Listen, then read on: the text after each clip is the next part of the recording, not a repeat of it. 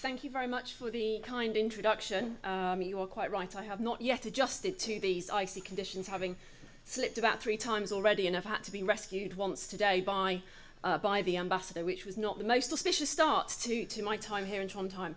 I would like to start by thanking the Academy for inviting me to such a wonderful conference. It is my first time here at the Academy. It is my first time indeed in Trondheim, and I am genuinely delighted to be here. And particularly to speak alongside such esteemed speakers. I'm acutely conscious I follow your Minister of Defence as well as the Ambassador, who have provided such stimulating remarks to open with. I have been asked today to challenge the audience with some reflections on whether NATO today has common threats and common goals.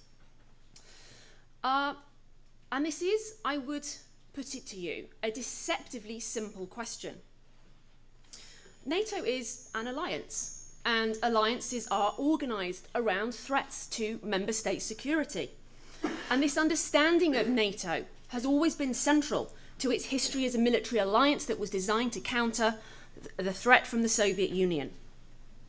And while the Soviet Union has dissolved, NATO today seemingly has an endless list of threats, of risks and challenges that it faces, and on which there seems to be a broad consensus.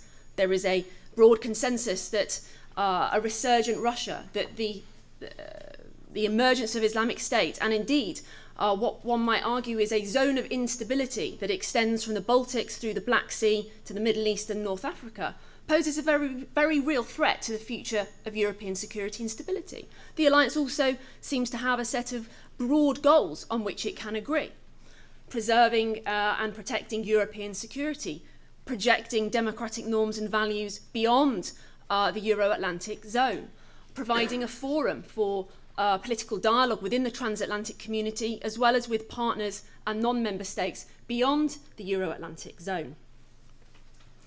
But in reflecting on this question, I was struck by two key observations.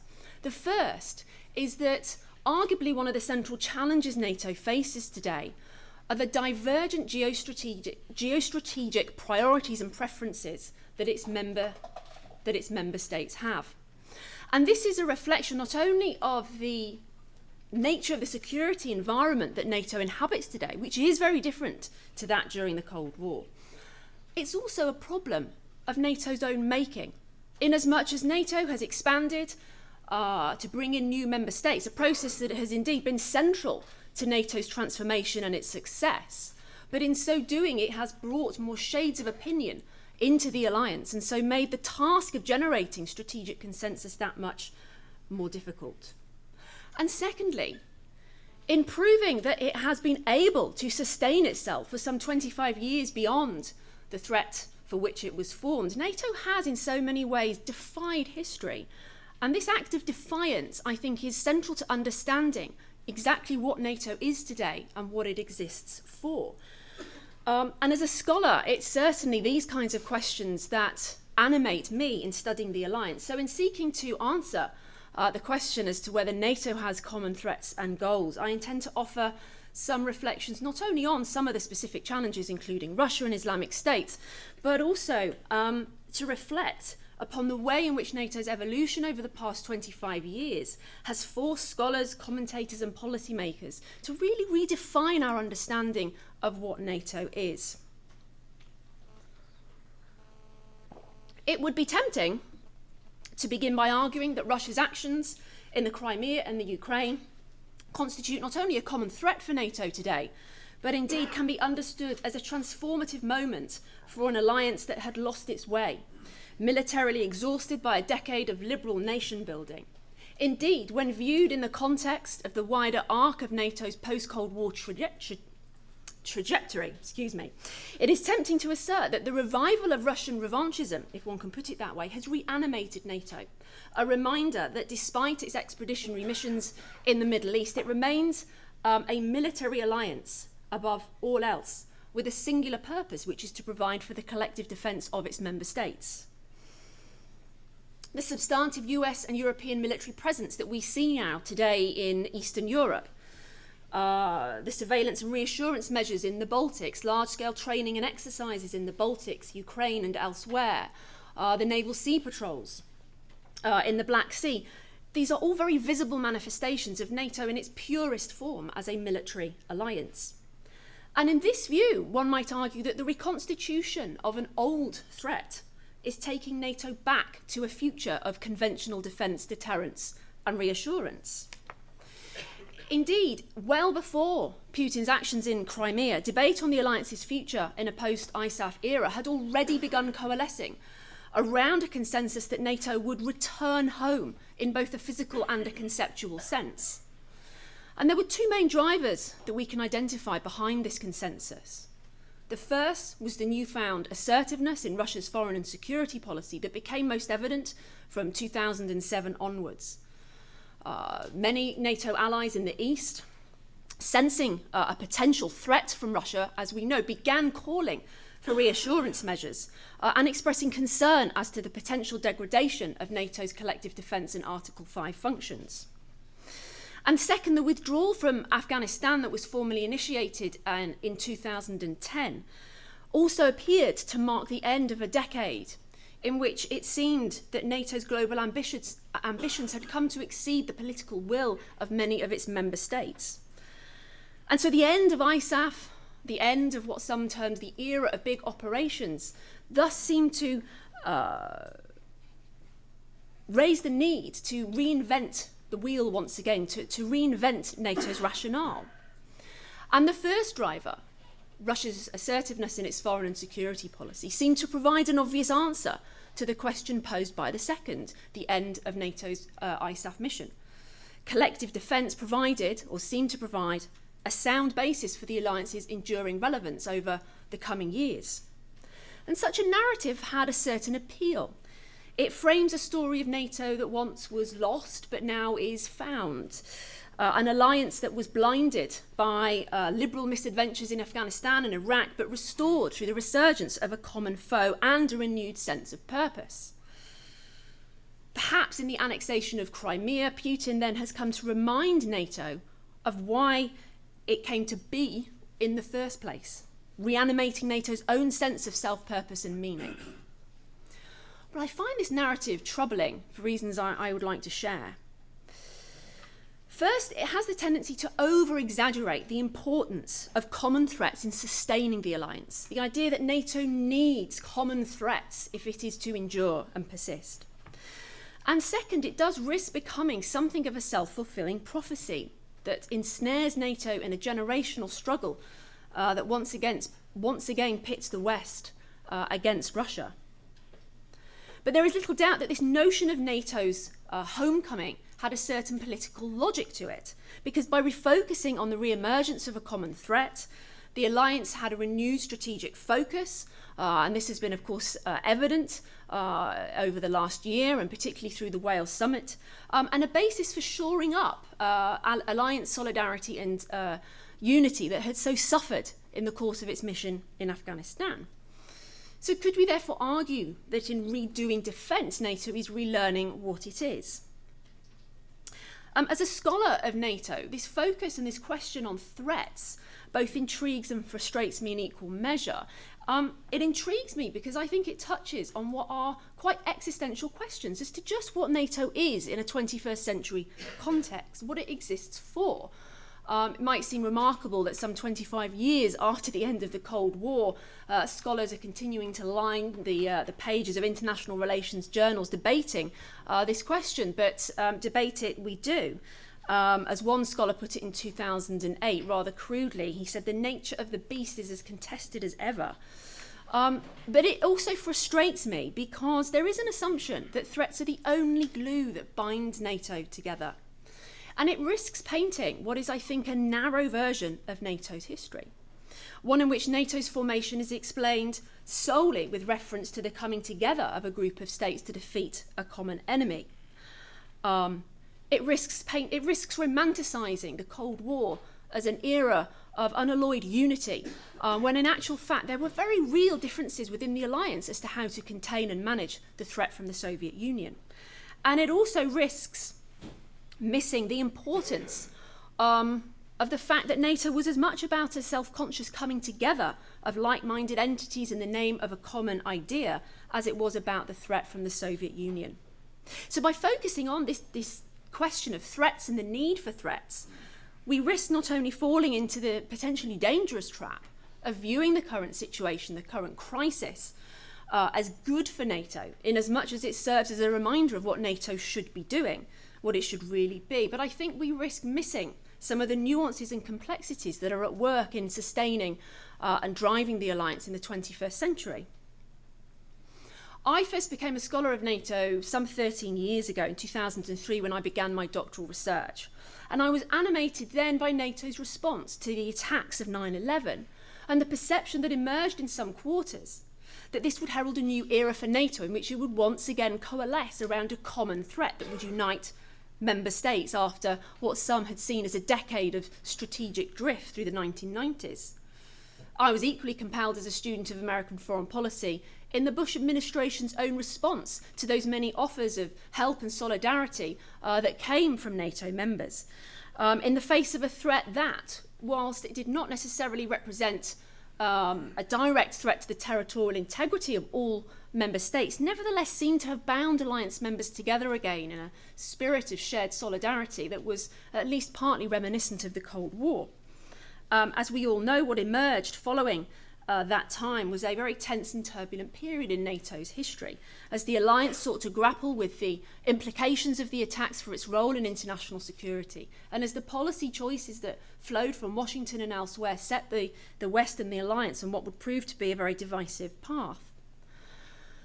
And there were competing narratives that emerged in this period, which offered quite different understandings of the dynamics sustaining NATO.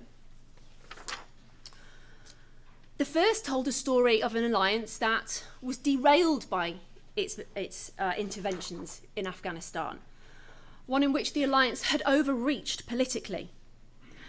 The alliance was divided on what strategy to pursue in Afghanistan precisely because threat perceptions varied within an enlarged, what by that point was an enlarged alliance.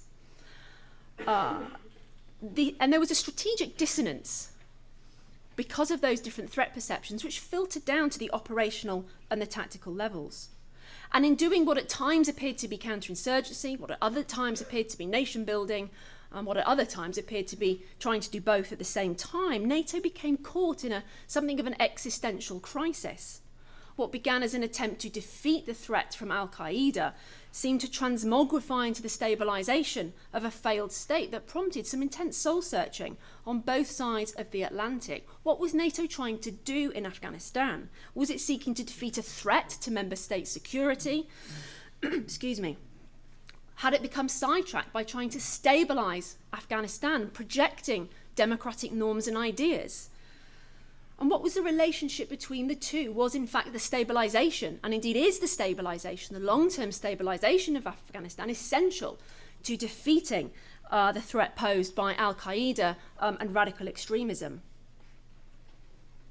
Indeed, the absence of a unifying threat around which NATO members could coalesce, and NATO's wider foray into crisis management and cooperative security was seen as endemic weaknesses that cast a long-term shadow over the alliance's future.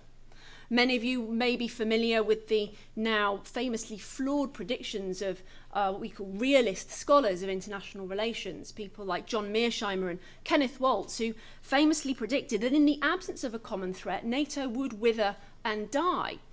But even in the face of NATO's continued persistence, there are those who continue to project this argument. And I quote from just one, Rajan Menon in 2003, who said, "Alliances reflect specific circumstances, and when these circumstances change, the shared practical interests that are vital to the health and lifespan of alliances begin to erode. NATO is endangered because the disintegration of the Soviet Union has robbed it of a clear and common enemy and an unambiguous purpose." And this argument rests upon the premise that threat and purpose are inextricably linked. Only in the presence of the former can the latter be sustained.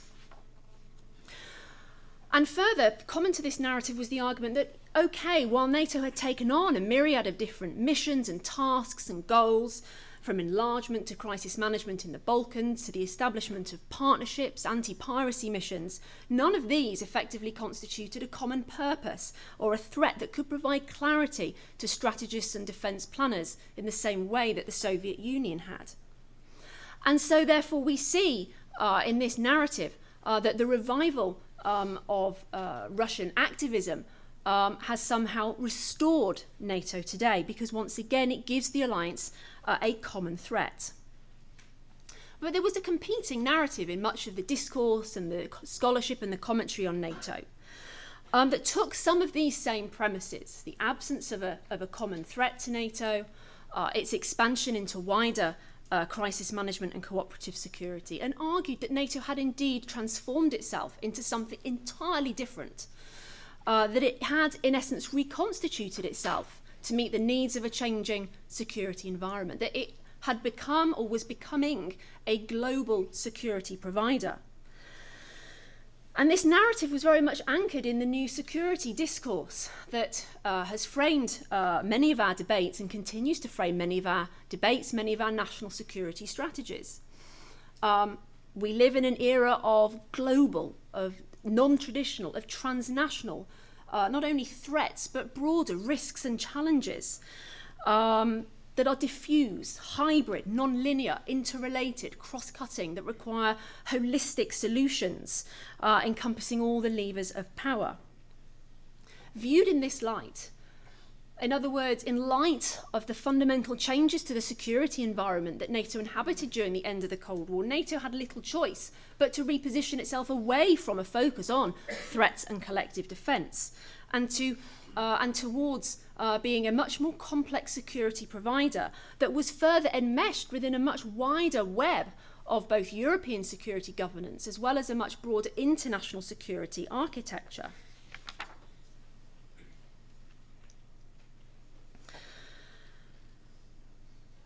And for much of the 1990s and indeed the early 2000s, NATO was seen by many as being a vehicle for advancing democracy, restoring order not only in Europe but well beyond the Euro-Atlantic zone, a democratic security community that was socialising new actors into the norms and rules of that community, and in so doing was extending the zone of democratic peace. NATO repositioned itself both in terms of what it did, its functionality, and its identity, how it thought of itself as an actor in international security affairs. So this competing narrative emerged of NATO as going global, as it was. But this narrative was also flawed. It had the tendency of over-securitizing NATO's agenda, assuming that NATO could be the solution to the myriad problems that many members faced. And indeed, whilst many members faced or shared a broad consensus as to the range of challenges facing their member states, from counter-terrorism to the proliferations of weapons of mass destruction, climate change, a nuclear-armed Iran, failing states, NATO is often not the most appropriate mechanism for dealing with those challenges. Indeed, there is a very robust debate today as to precisely what role there is for military force in dealing with the current threat from Russia as well as Islamic State in a way that can complement and not undermine the use of the other levers of power. And second, it made what arguably were very flawed assumptions about the demise of state-based threats and traditional great power rivalry. Indeed, one might argue that it was the prevalence of this narrative that caught political elites in the West off guard following Vladimir Putin's annexation of Crimea. Further, it has also trapped NATO in what is a very precarious security dilemma. The enlargement of NATO alongside the enlargement of the European Union has created an exclusion dynamic that has left some countries outside of the European security community, or, and in the case of Turkey, with 1 foot inside the European security community and 1 foot outside of the security community. Moreover, as we are seeing only too clearly today, on the periphery of that security community, war both between as well as within states is a very real possibility. And while the crisis in Ukraine has captured the headlines in recent times, there is a zone of instability, as has been mentioned already, to Europe's east and south that includes not just the Ukraine, but Belarus, Moldova, the Balkans, as well as the border between Greece and Turkey. Indeed, if we can identify a common threat to NATO today, then it is the very real prospect, if it is not already happening, that this zone of instability further descends into open conflict and violence that will have second and third order consequences that will be felt from Oslo to Ankara. Where does this leave us? One of the challenges for NATO is what the British scholar Paul Cornish, when he was writing about the 2010 National Security Strategy, identified as paradigm flux. The paradigm for international security, he suggested, might now be that there is no paradigm. Anything goes. Policymakers and strategists must confront a different reality. Not only is the future unknown and unknowable, but they cannot be confident that the old familiar ways are out of date. And in such a world, states, institutions and alliances increasingly are in the game of hedging their bets. They must adapt to what exists before them. They must try to predict what might likely shape the immediate future, but neither can they jettison the past. And herein, I think, lies a central dilemma for NATO, because NATO has to remain both a military alliance that is designed to counter specific threats to member states' security and provide a mechanism for force generation and the deployment of force to those member states who need it, as we are seeing, and an intragovernmental organisation of states that is engaged in wider conflict prevention, crisis management and cooperative security. It has not transitioned, as has sometimes been suggested, from one function to another. It has not become a complex global alliance and unbecome a regional military alliance. It remains each of these things, admittedly in what is an uneasy marriage at times. And in a sense, NATO is a victim of its own success. Its present-day challenge of balancing these core functions of collective defence, cooperative security and crisis management is a problem of its own making, partly because, as I alluded to earlier, having brought in so many new members into the alliance, it has therefore increased the levels of strategic difference. It has increased the number of national priorities and preferences.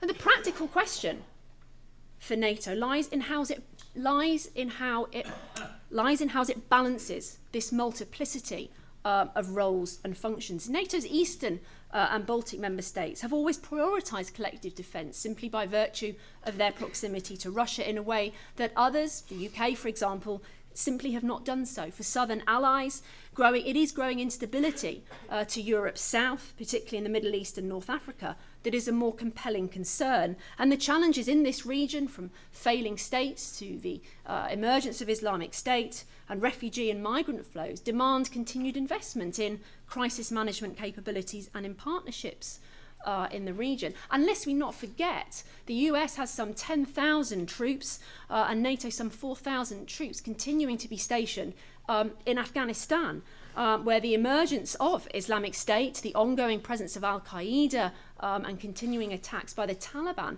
pose a very, very real danger to the future stability of the country. And in a sense, that juxtaposition between the current crisis, NATO faces an acute current crisis in its relations with Russia, as it continues to face what I would argue is an ongoing crisis in Afghanistan. And that juxtaposition seems to sum up the dilemma for NATO today as it balances its regional and its global security requirements. Indeed, Afghanistan and Libya are harsh reminders that in the 21st century, threats to NATO members and to regional and global security cannot be contained or defeated in the same way that the Soviet Union was during the Cold War. Interventions in these regions have produced a cascade of second and third order consequences. Libya was hailed as a model intervention for NATO, one that was seen as evidence that NATO still had a role to play in the contemporary security environment, and particularly given a lot of the criticism it had faced in Afghanistan. but it remains riven by violence and the lack of a stable government.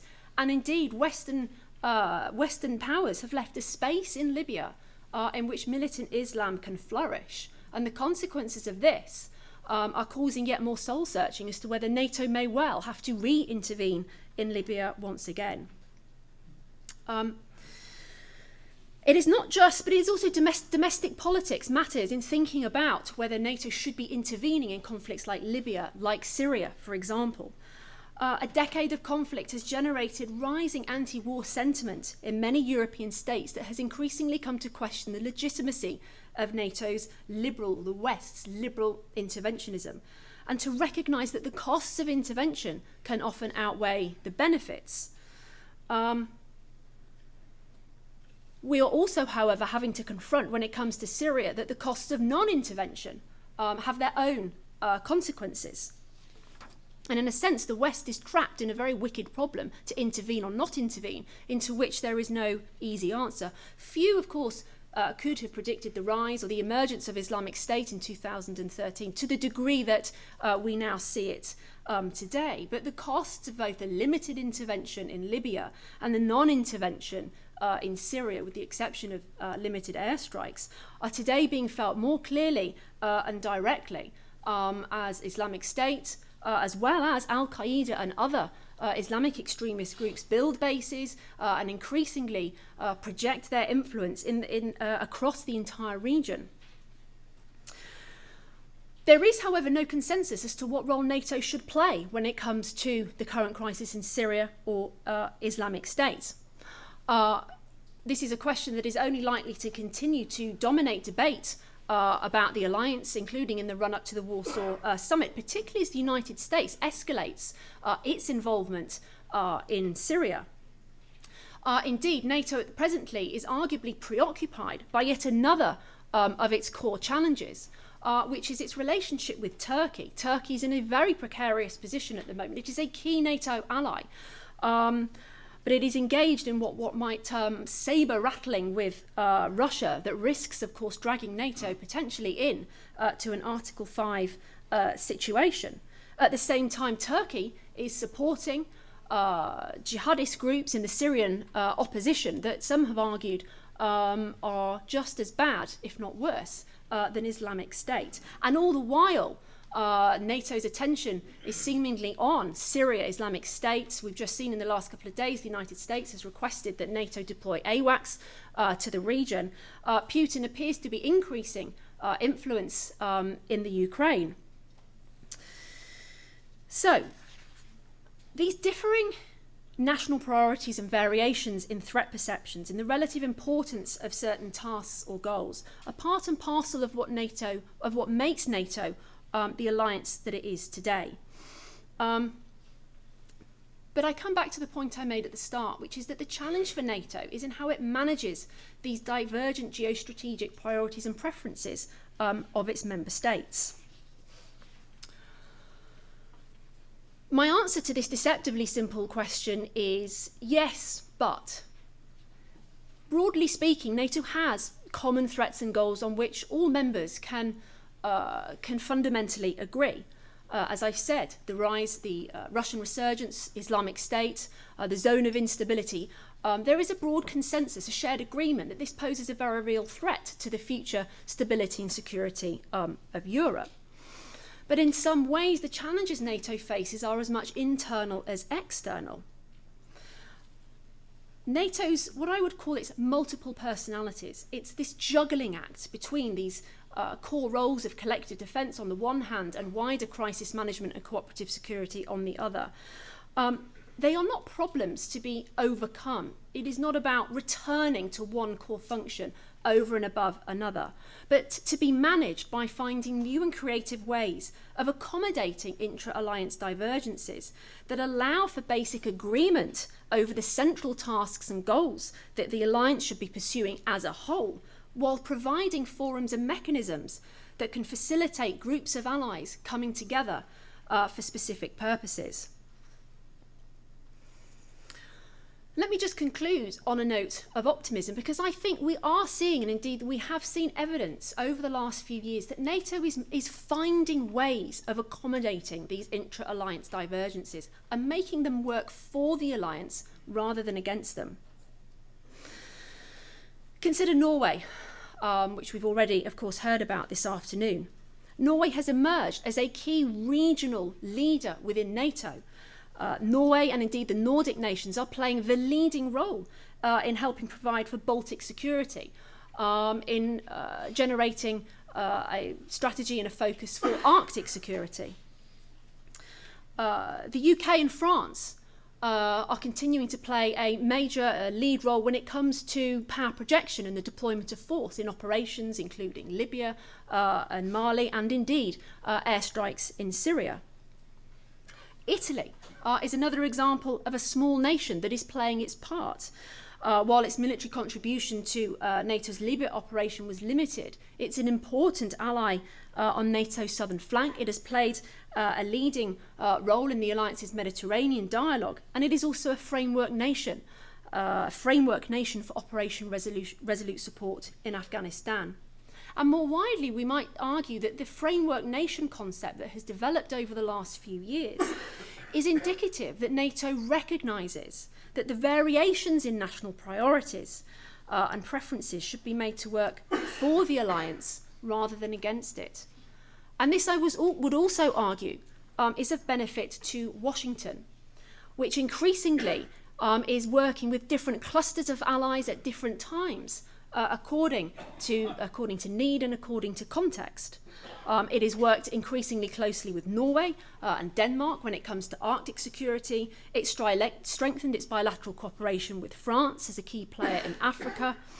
And in this regard, the US and indeed NATO more widely is moving potentially towards a model centred around clustering, or what some scholars have termed a nodal defence strategy, where key allies play enabling roles within the alliance.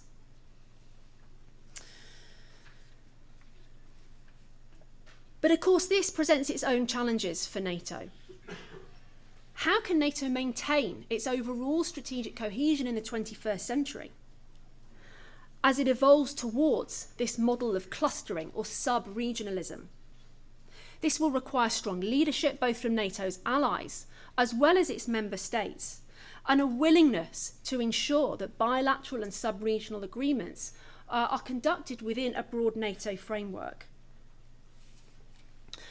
Let me end by commenting or by remarking on what I think has already a point that's already been made this morning, which is for all the concern and the focus on the crises that are engulfing NATO today, on the problems that NATO, the challenges that NATO faces both externally and internally.